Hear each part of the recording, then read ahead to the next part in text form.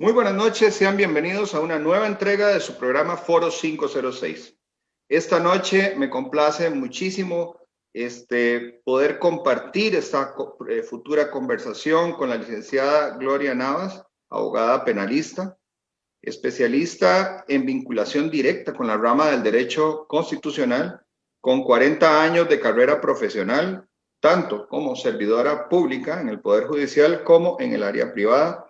Pero muy importante, y creo que uno de los elementos que nos reúnen esta noche es su liderazgo en el grupo Movimiento Ciudadano CR. Doña Gloria, buenas noches. ¿Cómo se encuentra usted? Pura vida, gracias a Dios. Y con vacuna contra el COVID-19 ya. Importante en estos tiempos. Sí, sí, claro, es importante, hay que cuidarse. Estamos en tiempos muy convulsos en todos los aspectos y la emergencia sanitaria es solamente una emergencia más de las emergencias que está sufriendo nuestra población. Eduardo Sayek, mi compañero. Eduardo, qué gusto, una vez más juntos. Micrófono.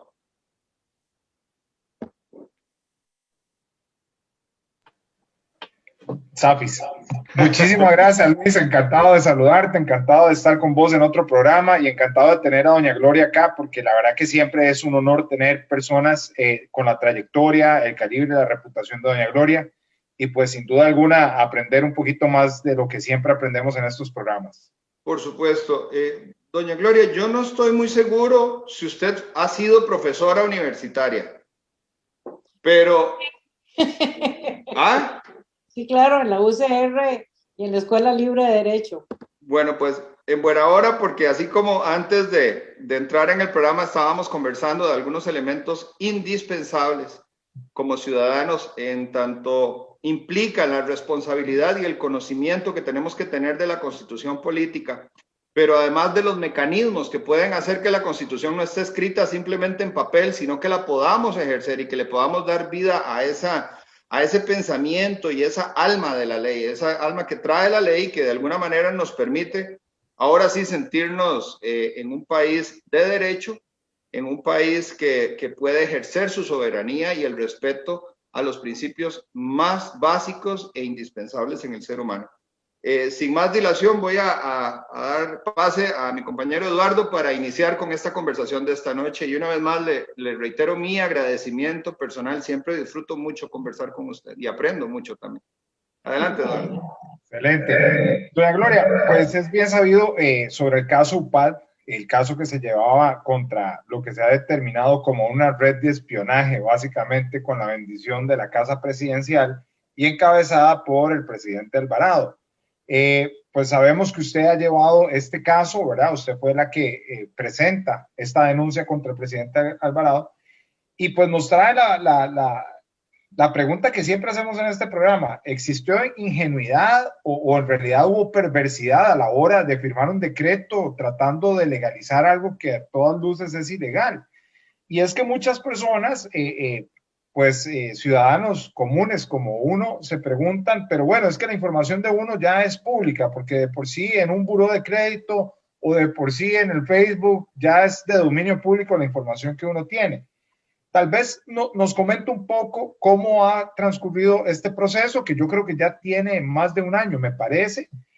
Si es ingenuidad, fue ingenuidad firmar este decreto o si existió maldad dentro de él y explicarnos un poco a nosotros cuál es la diferencia que hubo entre esta unidad que se forma y el hecho de que los datos nuestros puedan ser o no de dominio público porque nosotros mismos los exponemos.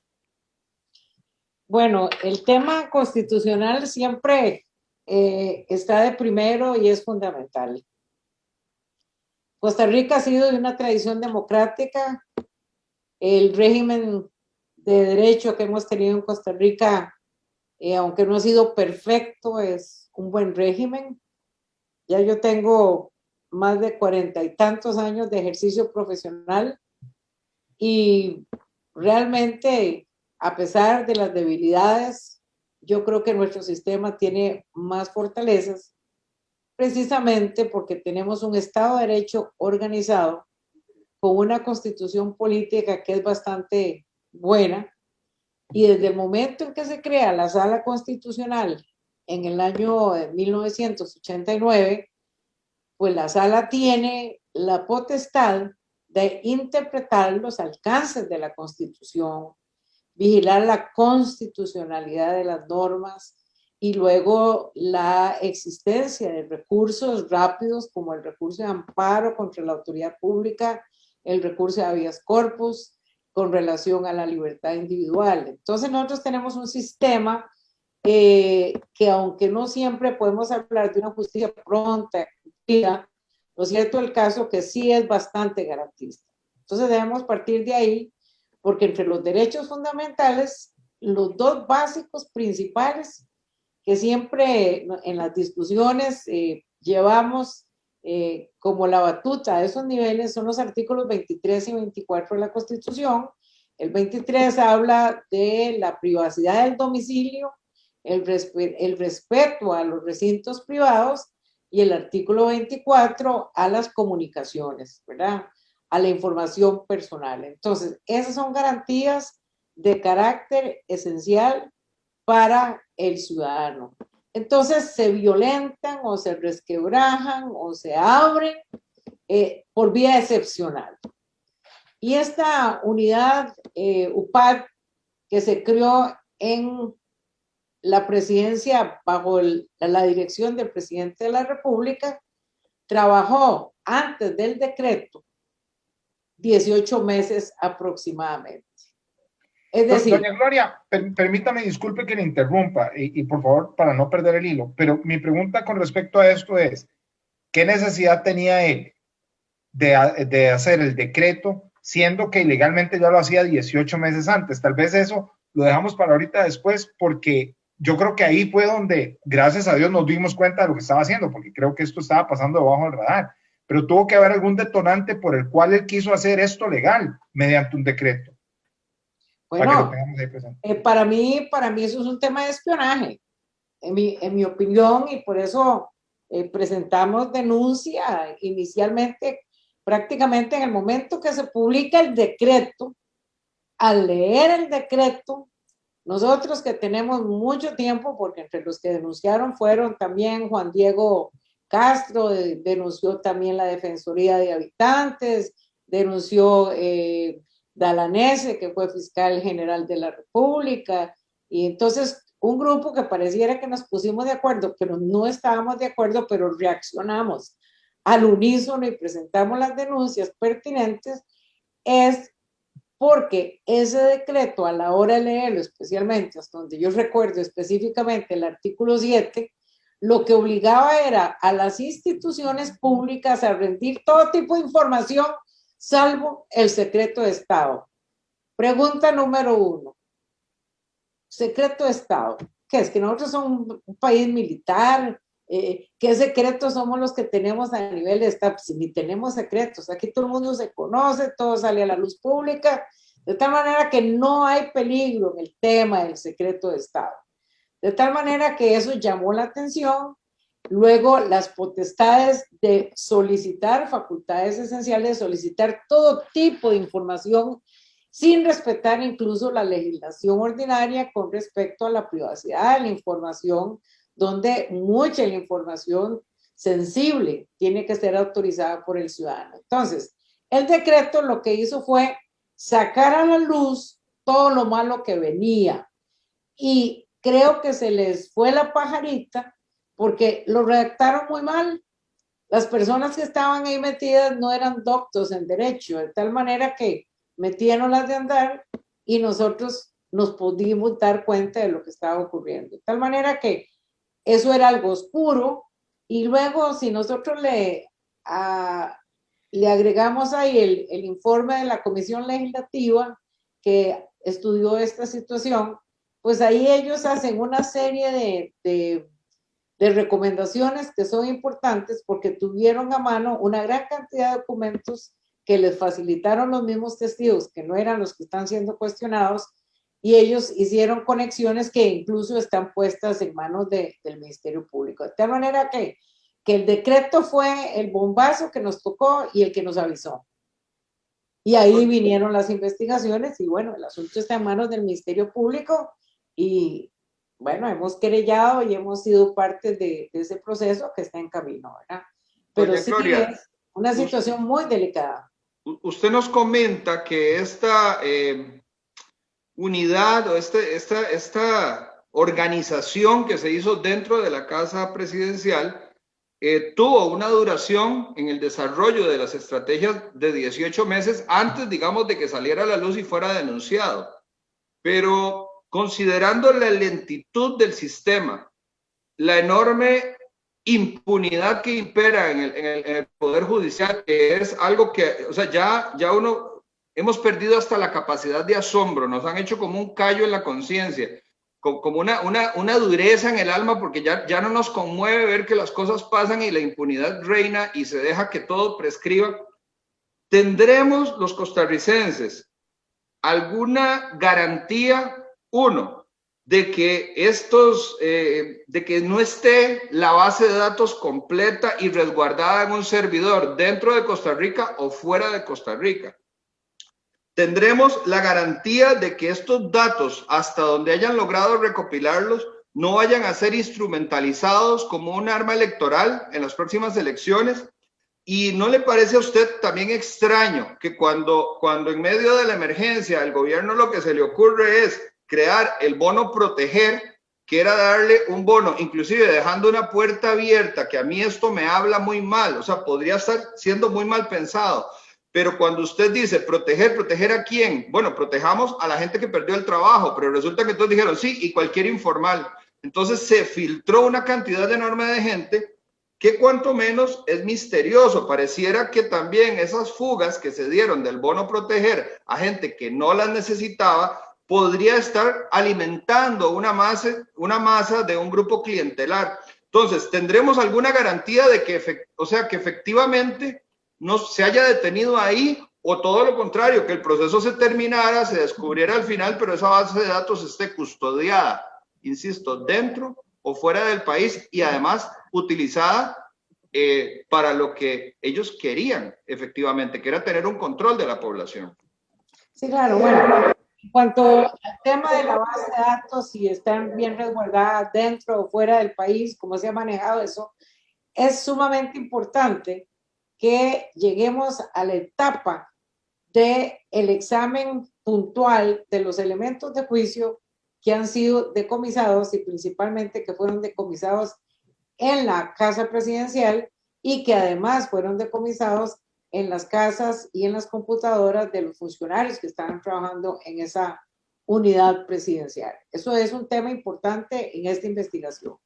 En esta investigación ya se dio la apertura formal de esos elementos de juicio. La defensa de Carlos Alvarado lo que ha hecho es tratar de entorpecer por todas las formas posibles a nivel procesal y retrasar ese punto que es sumamente esencial, pero ya se abrió formalmente los elementos de juicio.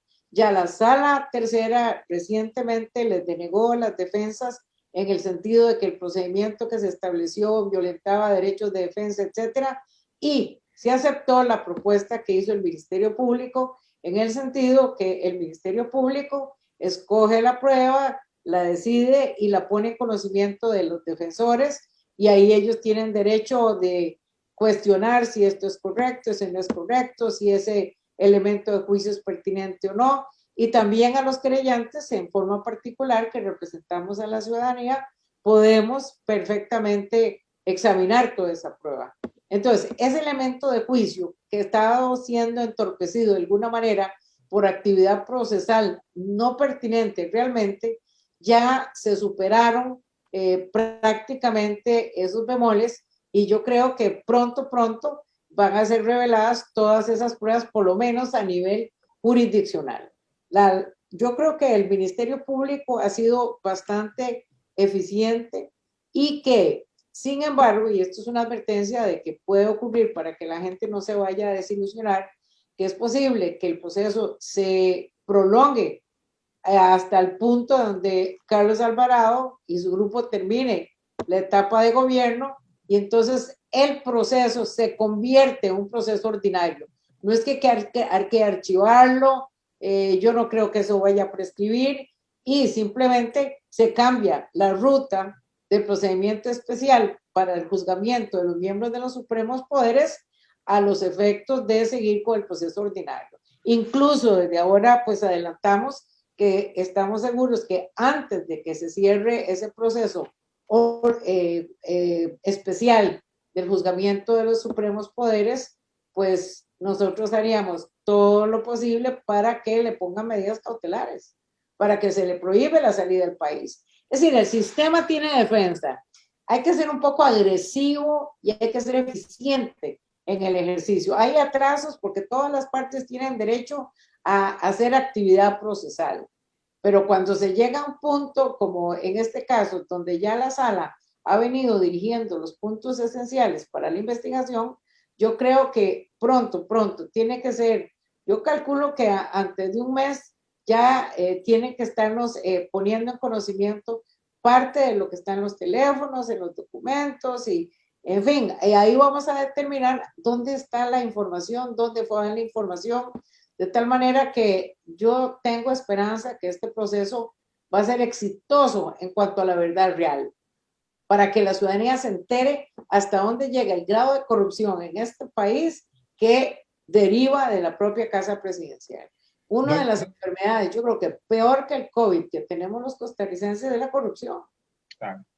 Costa Rica es un país enfermo, pero si nosotros seguimos peleando, vigilando la legalidad, vigilando transparencia y la ciudadanía se vuelve activa también, yo creo que podemos lograr muchísimo en esta nación. No solo es el COVID, ¿verdad? El COVID es como la visión visible de todo lo que es corrupto, ¿verdad? Se esconde, cambia de cepa, se viste de esto, se viste del otro, y ya que la vacuna esta sirve, que la otra no va a servir, que son 2 dosis, no, que ahora van a ser 3, produce mucha confusión. De tal manera que este caso, para mí, es un caso en que ha salido a la luz pública una red de delincuencia que hemos venido conociendo que deriva desde la Casa Presidencial. Si nosotros hacemos un repaso, por ejemplo, de lo que declaró don Carlos Alvarado en la Asamblea Legislativa, don Carlos Alvarado estaba muy sentado para atrás hasta que en el interrogatorio Villalta lo pensó. Villalta le hizo un buen interrogatorio y llegó a un punto donde logró que el presidente de la República dice que no había leído el decreto. Cuando lo firmó sin leer, por supuesto. No es que va a decir, es que me engañaron, no, es que él sabía lo que decía, él sabía lo que estaba pasando, él era el jefe de ese departamento, él fue el que contrató a las personas y los llamó. No, esto es un asunto demasiado delicado y yo confío en que si somos perseverantes, el sistema va a responder. Doña Gloria, yo le iba a hacer 2 consultas. La primera tiene que ver con esto que usted acaba de decir. ¿Confía usted realmente en el sistema judicial de nuestro país para que esto se resuelva en tiempo y forma como tiene que ser? Sí.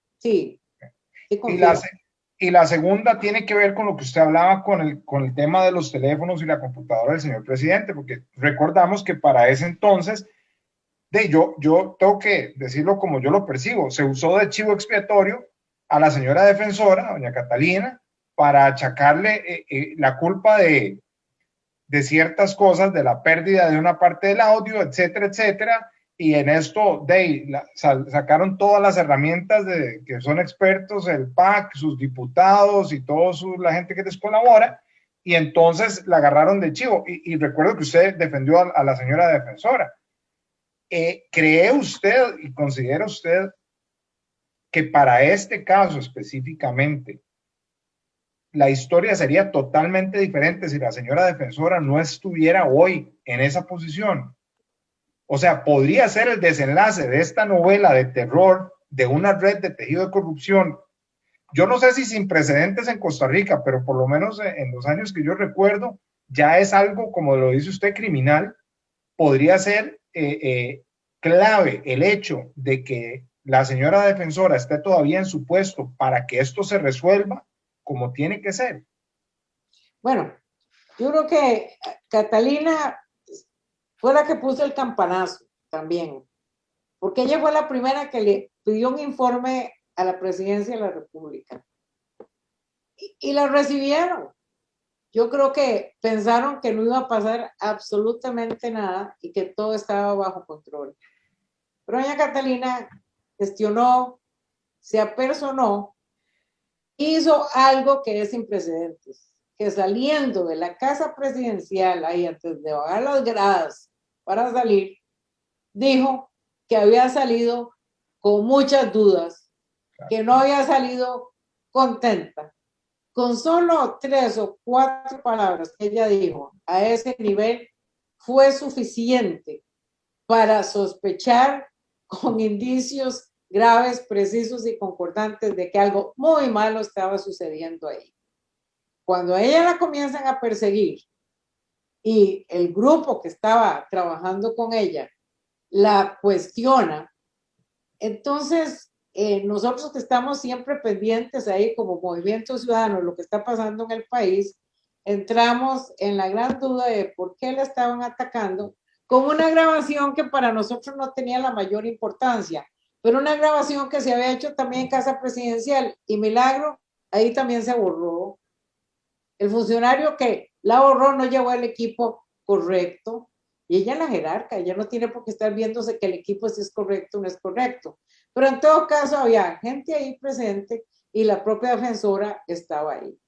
Después, al conocer el expediente legislativo de los cargos, entre comillas, que le hicieron, pues eso no tenían ni pies ni cabeza. Tan es así que hubo un respaldo de 36 diputados para que se mantuviera en el puesto.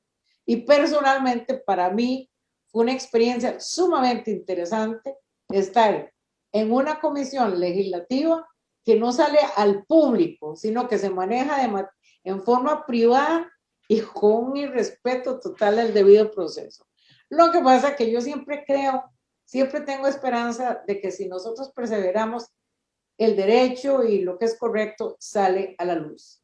Lo que está feo, lo que es cochino, también sale a la luz. Entonces, Catalina Crespo es un parangón en toda esta investigación de la mayor importancia. Y entonces ahí nos dimos cuenta de toda esta situación, de que hay una persecución específica a una funcionaria para efectos de sacarla de su posición de poder para debilitar la investigación. Incluso la misma Asamblea Legislativa le interrogó y le cuestionaron mucho su posición. Pero creo que salió triunfante en esto y a nosotros nos demostró muchos elementos de juicio de cuáles eran los intereses ahí mismo en Casa Presidencial. Yo estoy convencida que los delitos que se cometieron ahí son sumamente graves y que van a salir a la luz pública. Entonces, confío, no es perfecto el sistema, pero yo sí creo que en esos dos aspectos, en que si somos perseverantes y no nos achicopalamos, logramos el fin bueno.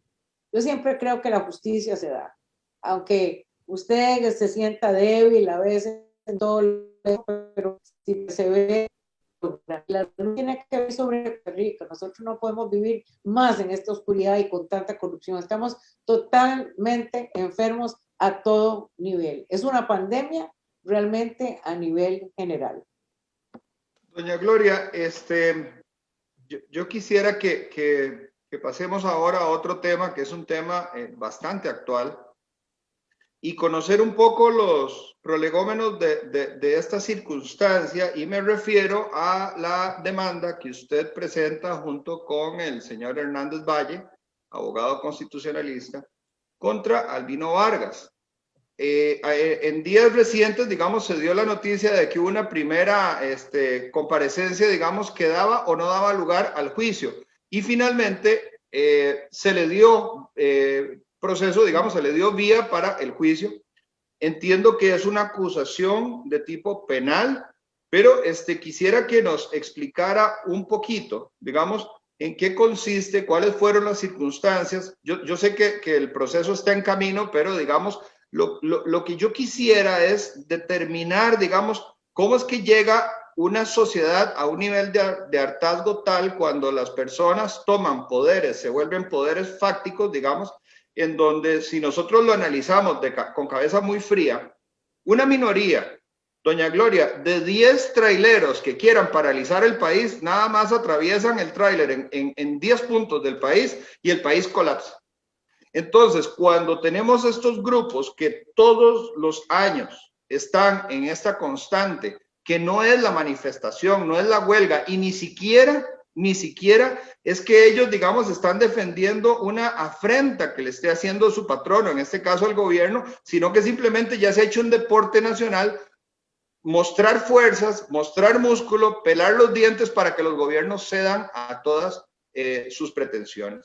Entonces quisiera que nos hiciera una corta introducción, digamos, de qué es lo que lleva a este juicio, cuáles podrían ser las consecuencias del juicio, para poder hablar un poco más del sindicalismo y de estos grupos que cada vez están floreciendo más y más en medio de una Costa Rica que está cada vez más convulsa y más cabreada. Sí, claro. Yo creo que nosotros somos un pueblo bastante bueno, que seguimos siendo bastante sencillos en la apreciación de lo que realmente pasa. Y por eso hay abuso de ciertos grupos en cuanto al irrespeto a los derechos que tienen otros ciudadanos. Es importante aclarar también, porque de ahí vienen las críticas que son totalmente injustas y no ciertas, de que lo que pretendemos es hacer un juicio político. Eso es una vil mentira. Esto no es un juicio político. Nosotros estamos defendiendo el orden jurídico, el orden constitucional y la paz social y la tranquilidad de la nación. Doña Gloria, quisiera hacerle una pequeña interrupción, porque es que cuando yo escuché esto, que fue justamente después, cuando ustedes salen de los tribunales a dar las comparecencias a la prensa, justamente Albino Vargas dice, esto que me están haciendo es un juicio político, porque no solamente la señora Navas y el señor Hernández Valle, sino que adicionalmente la Procuraduría y no sé cuál otra institución del gobierno están, digamos, también siendo parte del proceso. Pero para que sea un juicio político no tendría don Albino Vargas que haber sido una persona electa popularmente como para que se le haga un juicio político, o ahora cualquier ciudadano simplemente porque nos molesta algo decimos que somos perseguidos políticos y demás.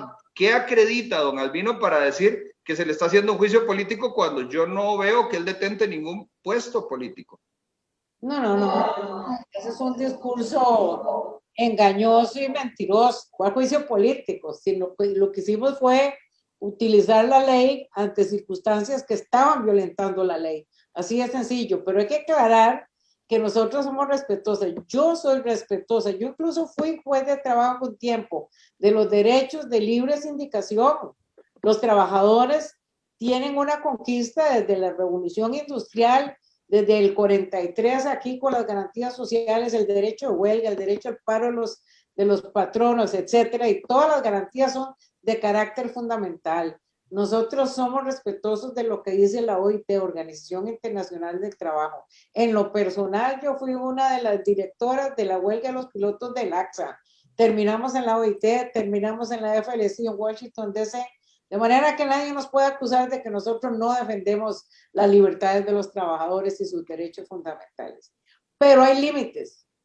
Eso es decir, que es una huelga política en tratar de meterse por la puerta de atrás en temas que están sujetos a los intereses públicos de todos los ciudadanos, no solo de ciertos grupos. De tal manera que esas aseveraciones son temas que no son ciertos, temas totalmente subjetivos, y qué juicio político ni qué mi abuela. Con todas esas palabras se lo digo. ¿Por qué? Porque nosotros presentamos una denuncia, Rubén y yo presentamos una denuncia. Luego, bajo el amparo del Movimiento Ciudadano, como ciudadanos, como un grupo de asociación que tiene derechos de participar conforme al artículo 25 de la Constitución Política, nos apersonamos como querellantes para llevar a cabo formalmente la acusación. El Ministerio Público decide acusar formalmente con los mismos hechos que denunciamos, y luego la Procuraduría de acuerdo con el artículo 16 del Código de Procedimientos Penales, tiene derecho y obligación, como una obligación de carácter público, de intervenir en este tipo de delitos que están relacionados con la protección de la ciudadanía, con el tema de las libertades, con el tema de la paz social. De manera que Ministerio Público, esto es un delito de acción pública. Procuraduría, artículo 16 del mismo Código Procesal. Y nosotros, como la acción popular, artículo 392 del Código Procesal Civil. Penal. Hicimos actividad jurisdiccional de acuerdo con la ley.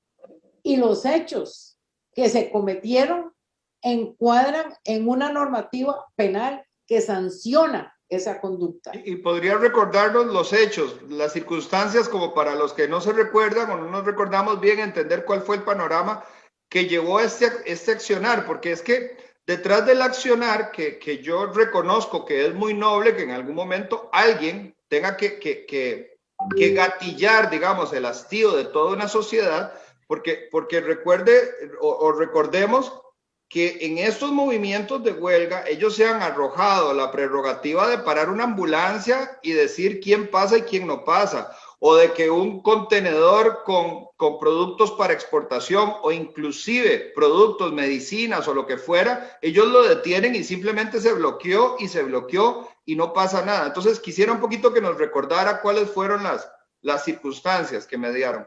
Claro, nosotros veníamos saliendo de una huelga del año 2018 por el tema del plan fiscal, etcétera, etcétera.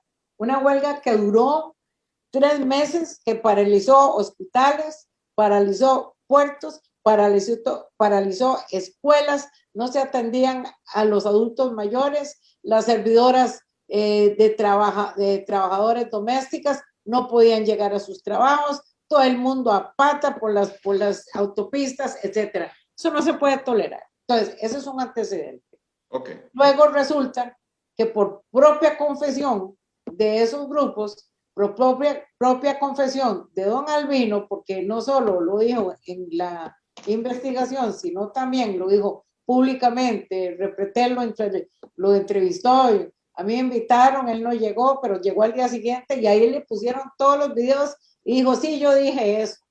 Él les confesó. ¿Qué fue lo que pasó?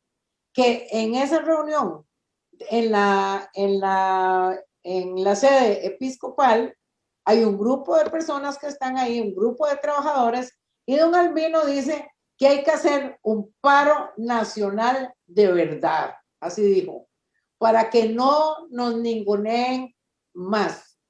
Y hay que cerrar la 27, la 32, Ochomogo y de frontera a frontera.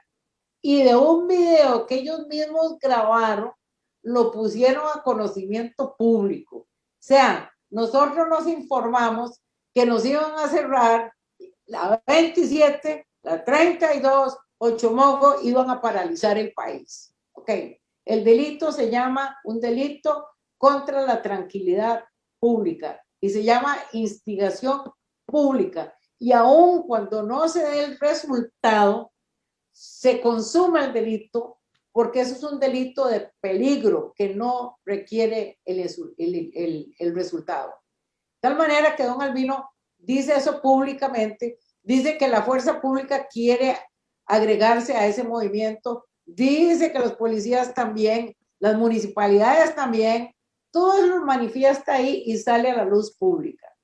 Eso encasilla dentro de esa normativa del 280 del Código Penal en cuanto al delito de irrespeto a la tranquilidad pública. Fue clarísimo el hecho. Imagínense, ¿por qué la 32? Ya usted lo dijo, don Luis Fernando, con relación, ¿qué es lo que está ahí? Moín, Limón, Transporte, Ochomogo, Recope, 27, Punta Arenas, Caldera.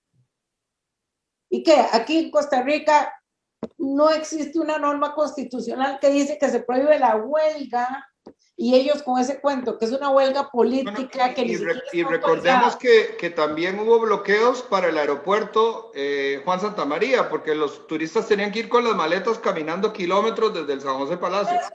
Usted puede protestar en este país si se organiza bien, puede hacerlo, puede reclamar, puede ir a la Asamblea Legislativa, puede echarse los discursos que quiera, puede hacer marchas sin entorpecer los servicios públicos de carácter esencial. Eso está prohibido en la Constitución y en el Código de Trabajo. De tal manera que no puede usted ir más allá de lo que la ley le autoriza y en perjuicio de los ciudadanos. ¿Y para qué? Para ejercer coacción, para obligar a las personas, para que la gente se asuste. No, eso no se puede permitir más. Tenemos un UPAD por aquí y tenemos unos sindicatos que tienen derecho a protestar y a reclamar, todo eso tienen derecho de ir al OIT si quieren, todo lo que quieran, pero no pueden sobrepasar los límites de la Constitución política y dañar al resto de la ciudadanía, que somos la mayoría, pero una mayoría muy silenciosa. A mí me preocupa mucho esto porque hay muchas causas que podrían ser de origen legítimo, un reclamo legítimo, una manifestación del malestar colectivo social que tenemos en Costa Rica, que en la forma en que se hace se termina desvirtuando. O sea, vamos a ver, me parece lo más ilógico reclamar, voy a inventar cualquier cosa, por no tener empleo hoy y entonces cerrar las vías de acceso a las zonas productivas y los pocos que tienen trabajo se quedan sin trabajo, se les daña el producto. Y voy a pegarle algo a este tema, doña Gloria. O sea, vamos a ver, yo creo que Albino Vargas realmente ha sido un personaje que ha causado mucha conmoción en este país. O sea, la gente realmente es un dolor de cabeza para las personas, para los ciudadanos, saber cada vez que habla que ya sabe que va a tener un calvario durante 3 días o 15 días. Pero a mí me preocupa algo que viene todavía, creo que un poquito más, ¿cómo lo dijera? De una forma amable. Un poco más violento, que es ahora la puesta en escena del señor Célimo Guido. Y entonces Célimo Guido aparece, se une con Albino Vargas, ahí tras bambalinas, y entonces ahora empieza a ser el redentor de los productores y se aprovecha de ciertas circunstancias para abogar por sus derechos, por una situación que todos estamos padeciendo en este país, que es un sistema productivo en franca decadencia, casi ya paralizado, y entonces ahora exacerba las cosas y las vuelve aún peores, llamando e incitando a la violencia de una forma todavía más agresiva. Yo le hago la siguiente pregunta, Edward. ¿Cabe o no cabe las manifestaciones de Célimo Guido como incitación a la violencia? ¿Se puede comparar el caso de Célimo Guido con el caso que se está llevando contra Albino Vargas, o son cosas diferentes? No, yo esto lo llamo populismo delincuencial, porque Populismo es utilizar mecanismos de populistas, pero enmarcados en delitos, acciones delincuenciales. Y usted no puede hacer eso en un régimen democrático, porque aquí hay gente que reclama de diferentes formas. Estar diciendo que hay que hacer un bloqueo en el puente tal, eso es delito. Y de hecho, yo oí unas declaraciones de este señor Calderón de la Fuerza Pública indicando que habían herido, le habían tirado unas piedras a unos policías. Vea qué clase a la Fuerza Pública, aquí respeto más grande. Pero que detuvieron a diferentes personas. Y lo que hay que tener son cámaras, vigilancias, equipos técnicos para detener esas circunstancias, pero eso no son medios para obtener los derechos. Costa Rica, en estas condiciones, estamos empobrecidos.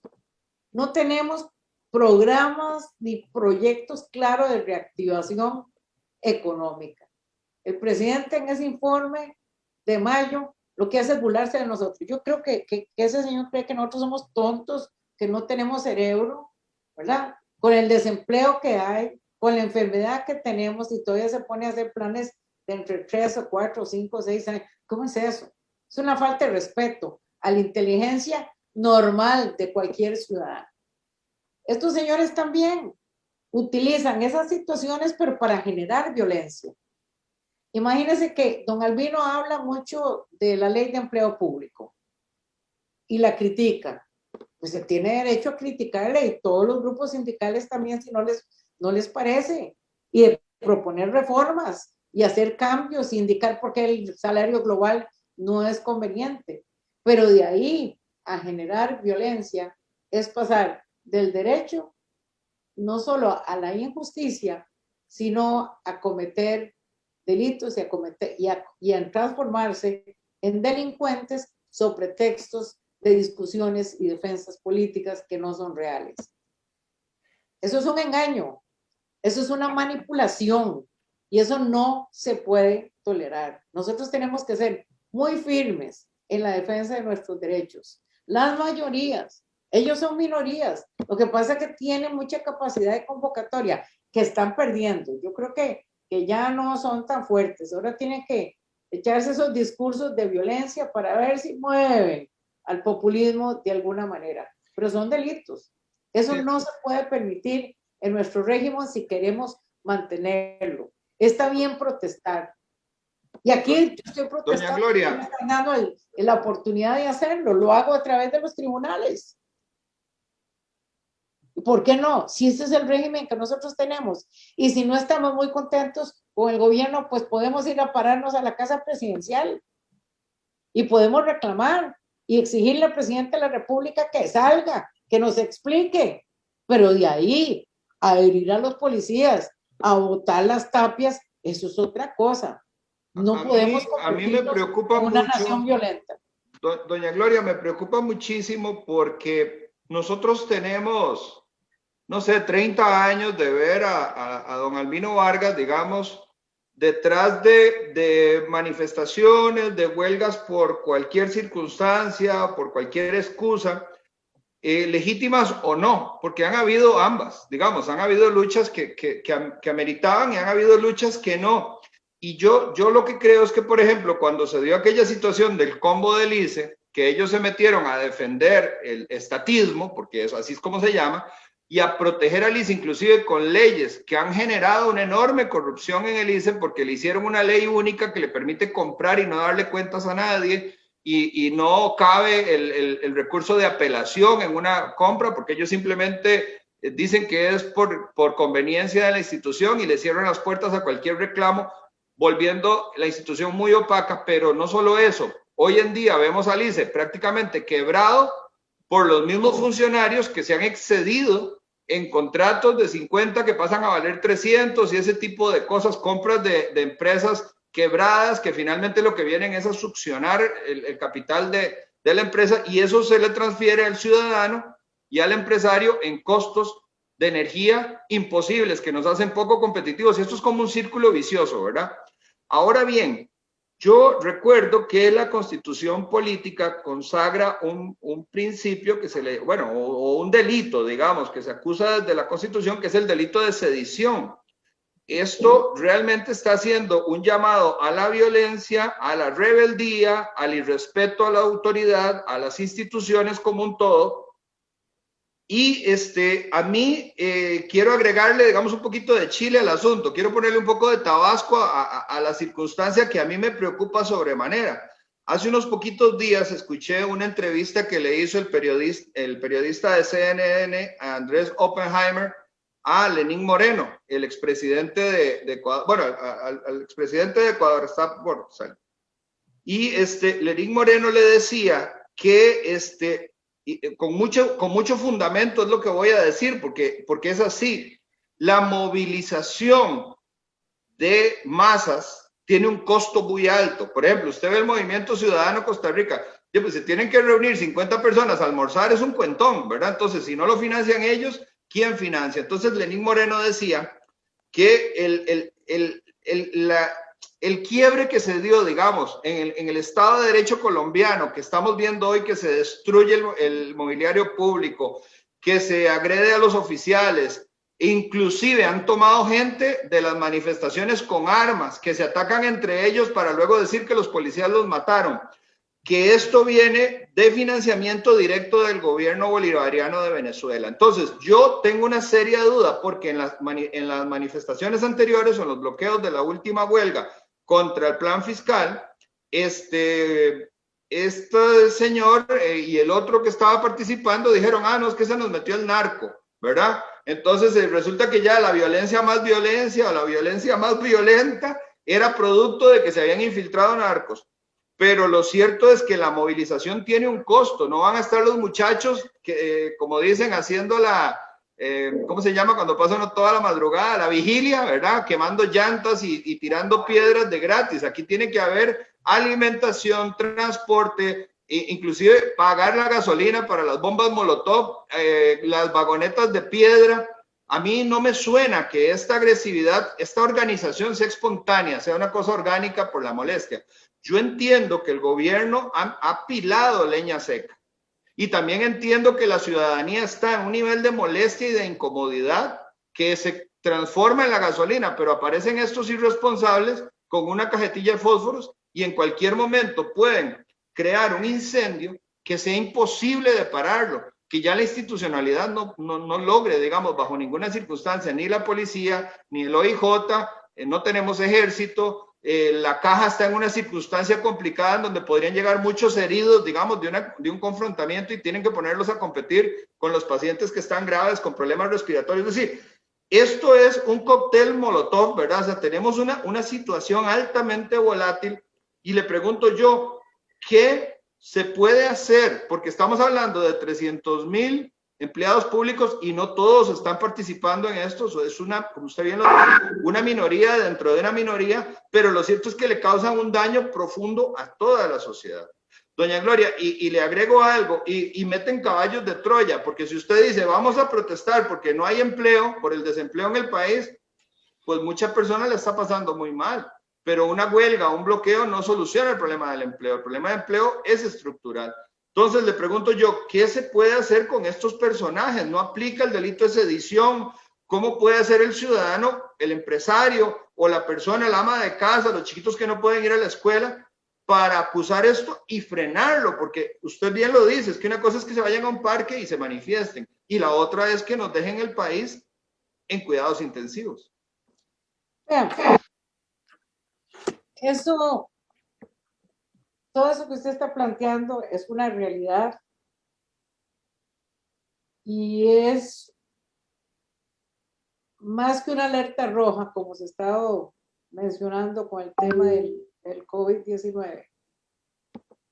Es una alerta roja, pero a nivel nacional, desde que ha aumentado con la corrupción que tenemos, se manipula a la gente. Por eso le decía yo que de alguna manera el tico es buena gente. La gente se queja en Costa Rica, la gente habla, las redes sociales ya es imposible estar haciendo seguimiento de todas las cosas que se dicen, que me parecen hasta cierto punto una falta de responsabilidad ante una circunstancia tan seria que estamos pasando los costarricenses. Me parece a mí que tenemos que despertar el nacionalismo del tico. Tenemos que quitarnos de muchas pendejadas, disculpe la expresión. Nosotros somos miedosos, somos muy habladores, pero a la hora de accionar siempre nos da miedo. Para mí hay ejemplos muy claros con el caso PAC y el caso de don Albino que demuestran que el sistema funciona. En el caso PAC tenemos ahí al presidente de la República acusado, ¿ok? Está siendo investigado. Cuando termine esto, confiamos en que se van a formular las acusaciones. Pero estamos cuestionando a la presidencia de la República. Número 2, en el caso de don Albino, le estamos diciendo, señor sindicalista, usted tiene derechos sagrados, usted puede protestar, pero usted no puede utilizar el sistema democrático para darle vuelta al revés y utilizarlo para engañar y convencer sobre cosas que no son ciertas. No utilice el temor para esos efectos. No utilice la fuerza negativa para buscar resultados que son prebendas para unos cuantos.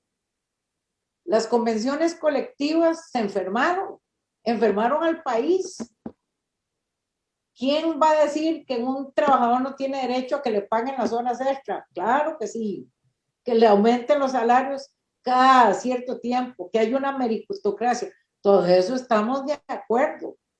Pero eso, que salgan 2 meses, 3 meses de vacaciones, que tengan pluses aquí sin mayor eficiencia en la prestación del servicio público. El servicio público es sumamente deficiente en este país. Entonces ya eso se convierte en una estafa estatal. Y eso es parte de la corrupción que nosotros tenemos y tenemos que reaccionar como país. Nosotros necesitamos una reestructuración del Estado que es sumamente importante. Pero tenemos que levantar la conciencia nacional. Yo siento que a los jóvenes hay que moverlos, a los jóvenes hay que convencerlos, utilizar las mismas armas que ellos utilizan, la tecnología, etcétera, pero en una buena orientación de lo que es correcto, de lo que es bueno, de lo que es ético. El fin no justifica los medios. Entonces, ¿qué es lo que pasa en Costa Rica ahora? Que estamos en una anarquía. Es un caos lo que tenemos. Vea que tenemos sin funcionamiento la Asamblea Legislativa. Tenemos más de un año de tener un decreto ejecutivo que entiéndase que es para proteger la salud, pero que ya, por ejemplo, y dicho esto con todo respeto, el ministro de Salud ya parece Napoleón en la forma en que se dirige al público. Nos amenaza, nos trapea, contesta lo que quieren y precisamente aún tenemos una gestión de las gerencias médicas de todo el país, ponen al señor de la Comisión de Emergencia, a don Alexander Solís, a dar todas las explicaciones y el presidente de la República, ante una petición de una alerta roja de funcionarios, dirigentes y conocedores del problema de la salud y del tema hospitalario en Costa Rica, no están ahí. Es decir, el país está en crisis y tenemos que movernos como ciudadanos. Le digo, ese tema UPAC, yo no tengo un ejército detrás de mí. No, son unas cuantas personas las que me ayudan. Mi familia colabora conmigo. Ese es un trabajo que estamos haciendo por Costa Rica, pero porque creemos en un régimen de derecha. Que creemos en un régimen, perdón, de derecha no, de derecho. Creemos en un régimen que tiene que funcionar. Nuestra historia es de un país democrático, de un país de libertades, de un país de garantías. Tenemos que hacer valer eso. ¿Cómo estamos nosotros metidos en la OPAC? Porque hay un articulito en el Código Procesal Penal que habla de la acción popular. Con la acción popular podemos gestionar. Ahí está. El régimen de derecho tiene que funcionar. Con esto de que el Consejo Superior del Poder Judicial se metió con el tema de de la Ley General de Salud para efectos de los allanamientos, etcétera, que ha estado también en la picota. En esa situación, ahí trataron de hacer una situación donde prácticamente se estaba metiendo en la independencia de los señores jueces. Bueno, hubo reacción pública. ¿Qué hicimos nosotros? ¿A dónde nos dirigimos? Ya, a la Corte Plena. Yo no estoy ahí con una bomba molotov, ni comiéndome al presidente de la Corte Suprema de Justicia. No, estoy ejerciendo lo que el derecho nos da a nosotros, lo que la justicia nos da, y eso es lo que tenemos que hacer, utilizar eso. Si no, no nos vamos a desarrollar económicamente tampoco.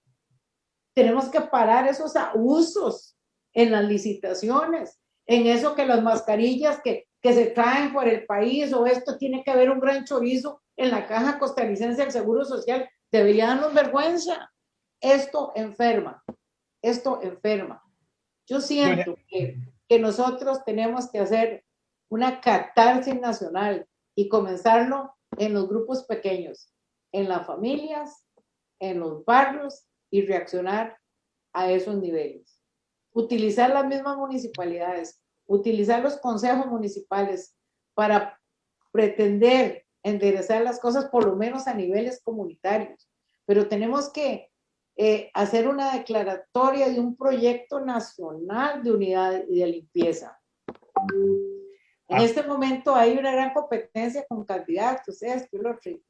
Y yo creo que la democracia funciona, pero tenemos que ser un poquito más inteligentes para organizarnos. Tenemos que hacer una pelea común.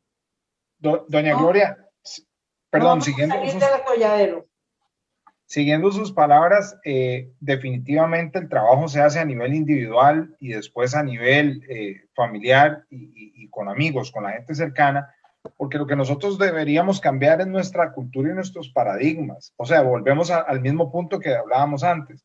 Muchas veces una causa que es legítima, que es una preocupación nacional, que todos nosotros en todos los estratos socioeconómicos lo estamos sufriendo en mayor o menor cuantía, se vuelve una causa injusta en la forma que se está haciendo. Es lo que usted decía, el fin no justifica los medios. Entonces yo no puedo convertir una causa noble y utilizar herramientas, instrumentos de manipulación, de violencia, de agresión, para convertirlo en algo, en un derecho. Entonces, ahí es donde viene la cuestión. A mí me preocupa mucho lo que está pasando desde el sistema educativo nacional, que es donde se están formando, y con todo respeto, realmente es algo que me duele, muchísima gente ignorante, los están volviendo gente no pensante, los están adoctrinando en cosas que no tienen la mínima capacidad de razonamiento crítico para entender que una cosa no se resuelve así. Usted lo está diciendo, el sistema funciona, el sistema lento y lo que sea, funciona. Pero entonces no hagamos de una causa justa por los medios incorrectos algo que al final es un trago amargo para todos los costarricenses. Y entonces ahí es donde nosotros, los ciudadanos, nos vemos afectados por terceros que creyeron que en nombre de los demás pueden llegar a hacer cualquier cosa. Y ahí es donde nos vemos afectados. Yo sí creo que es un cambio de cultura y un cambio de paradigmas a nivel nacional que empieza por nosotros como individuos, como base de una sociedad, definitivamente. Así Luis. Hemos entrado realmente en una crisis a nivel de todos los poderes, incluso. El Poder Judicial no es tan eficiente como debería ser. La Asamblea Legislativa está paralizada, no tenemos Asamblea Legislativa. Tenemos un decreto ejecutivo con el tema de la pandemia y todo, y la Asamblea Legislativa no se ha pronunciado sobre eso. Están dejando que temas que debe manejar la misma Asamblea Legislativa los haga el Poder Ejecutivo. Entonces, se pierde el equilibrio entre los poderes y la división de funciones. Yo siento que estamos en un tiempo muy, muy difícil. Ya usted mencionó la educación. Hemos creado una sociedad totalmente desigual. Esos pobres chiquitos que ni computadoras tienen para recibir lecciones. ¿Y tienen cuánto? La huelga de más de 3 meses. Pasaron casi un año sin clases mientras hacían esto y hacían el otro. Ahora viene la pandemia. Eso, es decir, estamos empobreciendo la mente de la niñez. Esto tiene que cambiar. Tiene que cambiar. Y yo creo que sí, que tiene que haber un llamado de un plan nacional de defensa al ciudadano, a la niñez, al trabajador, pero siendo más honestos, no con una mente. Doña Gloria, el tiempo vuela siempre que que nos juntamos a conversar. Lo que pasa es que no se acaban los temas. Definitivamente un tema nos lleva a otro tema. Yo, por ejemplo, además de lo que Eduardo dice, me preocupa muchísimo el hecho de que nosotros hemos programado, digamos, en el ADN, de que como nosotros eliminamos el ejército de nosotros son los maestros. Y ahorita hay un acto que a mí me parece de total cobardía, y es un acto casi que criminal, porque se aproxima una manifestación de maestros que no quieren que le suspendan las clases presenciales. Y el problema de eliminar las clases presenciales es no solamente que el niño deja de recibirlas, porque no hay servicios de conectividad, digamos, adecuados o mínimos, ni siquiera mínimos, es que no los hay. Hay una enorme pobreza, la gente está sin trabajo, viven en espacios muy pequeños, no tienen acceso a internet, pero sobre todo, y lo que a mí más me preocupa es que si esto se da y se cierran las escuelas, el acto más criminal de todos es que los comedores escolares también se cierran y los niños en este momento tienen acceso a una alimentación mínima, básicamente por el sistema educativo. Entonces, el irse a la casa porque me da mucho miedo a la pandemia, yo creo que la manifestación es vengan y nos vacunan ya, somos prioritarios para poder seguir dando clases, si no, mándenme para la casa y yo trabajo virtual. Ahora, yo quiero, casi para cerrar, doña Gloria, hacerle una pregunta. Cuando este señor Célimo Guido empieza a instigar a través de esos videos y envalentonar a grupos y empieza a hacer esa organización rural en donde se juntan personajes, digamos, de distintos ámbitos, ¿verdad? Porque en todas estas manifestaciones también hay personas que no están interesadas en la manifestación, sino en el bochinche y en el desmadre, ¿verdad? Y en la venganza y en el delito. Pero no existe, digamos, una complicidad cuando se agrede a los policías producto de la instigación de este señor. Es decir, no hay un delito, digamos, de complicidad por haber sido él, digamos, el movilizador de las masas que llevan a un desenlace. Por ejemplo, recuerdo cuando un empleado de Recope empezó a dañar unos tanques de gas, que si el tanque de gas hubiera explotado mata a media población en Limón. Yo entiendo que el daño llegaba como hasta Siquirres o Guapiles. O sea, era una explosión de una magnitud incontrolable, simplemente porque ellos estaban disconformes con alguna de las medidas del gobierno. ¿Será que por ahí también se abre una ventana para que el ciudadano que pueda verse afectado? Porque lo extraño es que los policías son agredidos, pero yo no veo que ellos abran un proceso contra este señor ni con sus camaradas, sus amigos, sus compañeros de causa, ¿verdad? ¿Dónde están los tribunales de flagrancia? O sea, si esta gente está cometiendo los delitos ahí a vista, ¿verdad? De todo el mundo, eso es un acto real ahí, comprobable.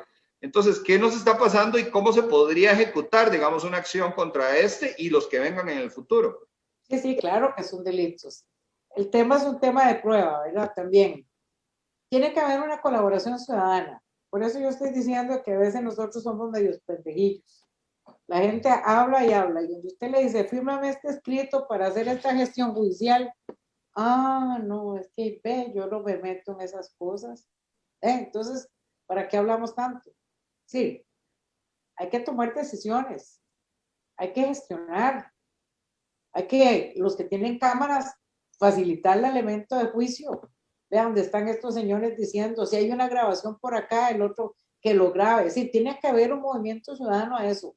Por eso el movimiento ciudadano que iniciamos hace 3 años, estamos empujándolo, no renunciando a ello, y necesitamos equipos de abogados que quieran prestar sus servicios de manera gratuita también, porque tenemos que hacerlo por el país, por la juventud, por las generaciones que vienen. ¿Qué es lo que vamos a darle nosotros al país? Los que ya estamos más del otro lado que de este. Entonces, si nosotros logramos como movimiento ciudadano mantenernos en el tema de la transparencia, número 1, es un observatorio y un ejecutor de transparencia, ¿verdad? Entonces, hay que plantear juicios, hay que gestionar, hay que colaborar con el Ministerio Público, hay que ejercer querellas, hay que denunciar, Hay que ir a testiguar. A usted le dice a una persona, mire, pero usted vio así, pero es que a mí me da miedo. No, es que a mí no me gusta meterme en esos problemas. Entonces no tienes un testigo. Doña Gloria, hay una consulta. ¿Funciona el instrumento de las coadyuvancias? Es decir, si alguien abre una querella, yo como ciudadano puedo ir y firmar, o sea, aunque me entere después, o ese instrumento no tiene ningún valor. Claro, a través de los poderes judiciales especiales.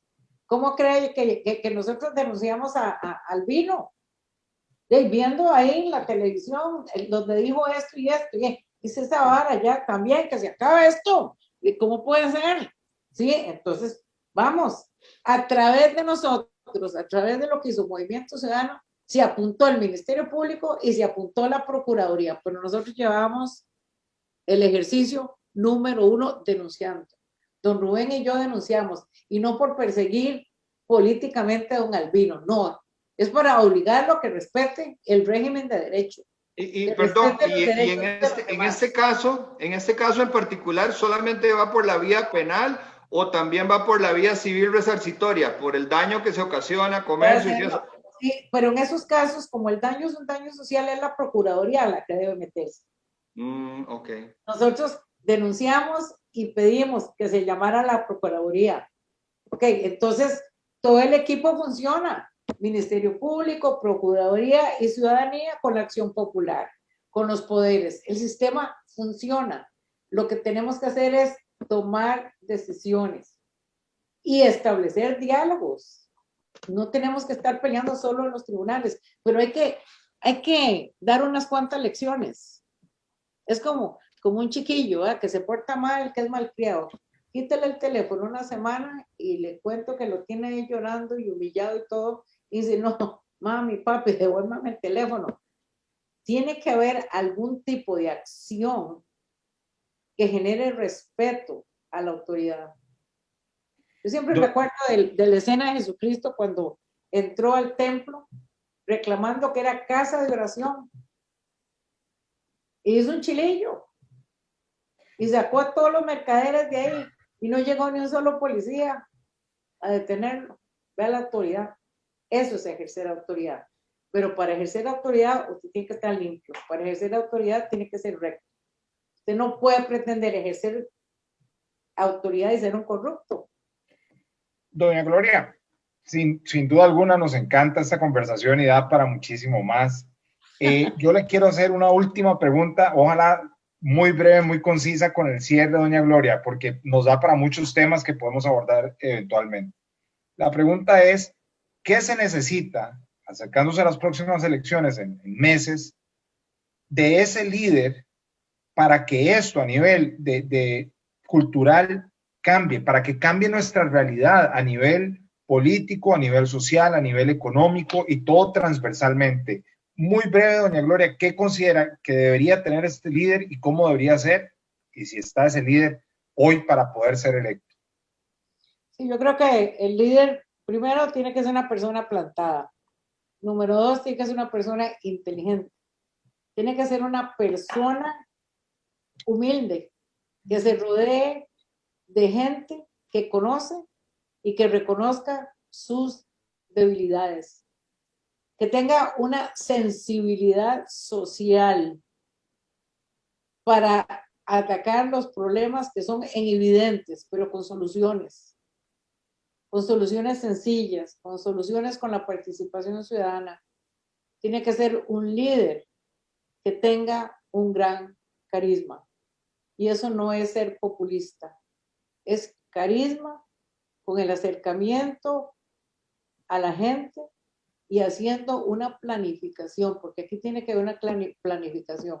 El líder que se dedique a echarse un discurso, me parece a mí que hay que ponerle una X.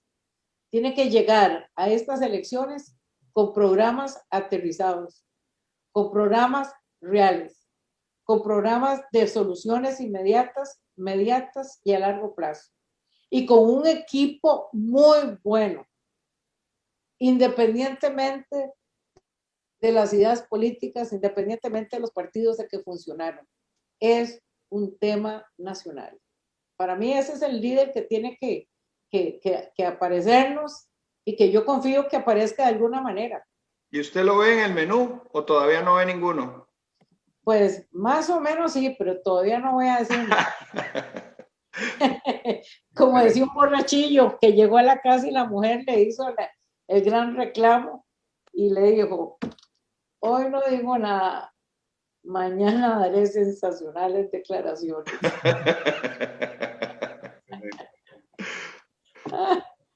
Adelante, Luis. Bueno, Eduardo, doña Gloria, agradecerle este tiempo que usted tan generosamente ha compartido con nosotros, con nuestra audiencia.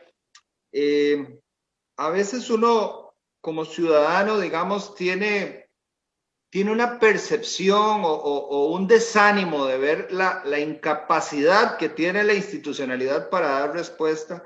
A mí particularmente me preocupa que el Poder Judicial, la Corte Suprema se ha convertido, y es mi opinión, en la Corte Suprema de impunidad, porque ahí no sale nada más que preocupación por los pluses salariales, porque no les toquen las condiciones, por las pensiones, pero lo que se debiera hacer, lo que realmente demanda la población son cambios, reformas y modificación, porque si nosotros lográramos realmente un proyecto que traiga de 4 a 3 años y de 3 años a 2 años, y que podamos realmente darle herramientas efectivas al ciudadano para que el ciudadano pueda, a través de la instrumentalización del sistema, ponerle un alto tanto al Ejecutivo como a la Asamblea Legislativa. Lo que pasa es que aquí el círculo es que uno es mediocre y los otros dos también, entonces al final ninguno logra hacer esa sinergia o ese círculo virtuoso para poder elevar la calidad de la democracia, y cada día vemos cómo el país se nos va yendo de las manos. Doña Gloria, yo le agradezco muchísimo, comparto muchas de sus visiones, también agradezco que nos haya dado, digamos, algunos instrumentos para que las personas nos aglutinemos, nos unamos, porque efectivamente en solitario es muy difícil ganar estas batallas. Estas batallas se requieren en grupo, ¿verdad? En grupos de pensamiento. Tenemos que volver a hacer fábricas de pensamiento programático y buscar objetivos y luchar por esos objetivos, pero en solitario no funciona. Y desde las plataformas de las redes sociales, eso es como disparar balas de salva. Realmente no estamos colaborando gran cosa, ¿verdad? Tenemos que tomarnos en serio el país y la democracia, porque estamos a un punto de no retorno, yo creo. Así es, así es. Pero bueno, muchísimas gracias una vez más, Eduardo, doña Gloria, y sobre todo muchísimas gracias a usted que se ha tomado el tiempo de acompañarnos.